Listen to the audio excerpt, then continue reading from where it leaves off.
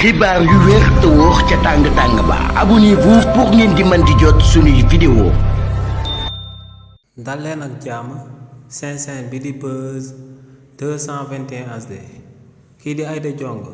di ak personnalité politique bu kenn dootu présenté ci réew mi di Sénégal bokkoon ci régime waa Abdoulaye Wade daal dinañuy teg loxoom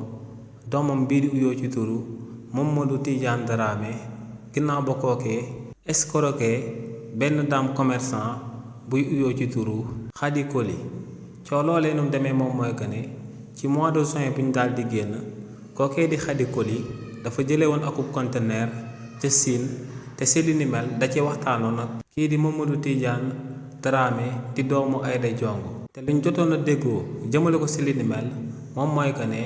kii di Mamadou Tidiane Dramé daa waroon jël conteneur boobee nga xam ne marchandise moom moo nekkoon ci biir daal di koy jaay waa hôtel Ria Baobab ak waa Eiffage si li ni mel nag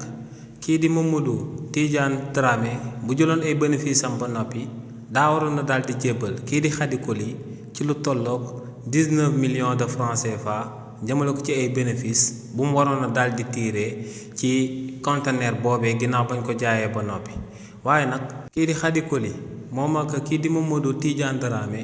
ginnaaw ba ñu waxee li ni mel ba daal di koy tënk ci mois de juin bi ñu daal di génn ba kii di Khady Koli daal di livrer conteneur boobee ba tey ba gannaaw suba kii di Mamadou Tidiane Dramé dafa nekk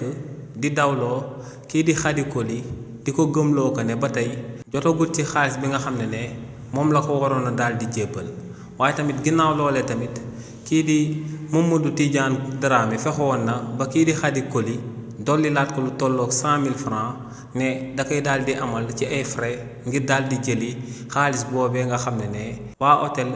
Rio Baobab ak waa Eiffage ñoom ñoo leen ko daal di amal waaye nag ginnaaw ba kii di Khady Koli demee ba daal di xam que ne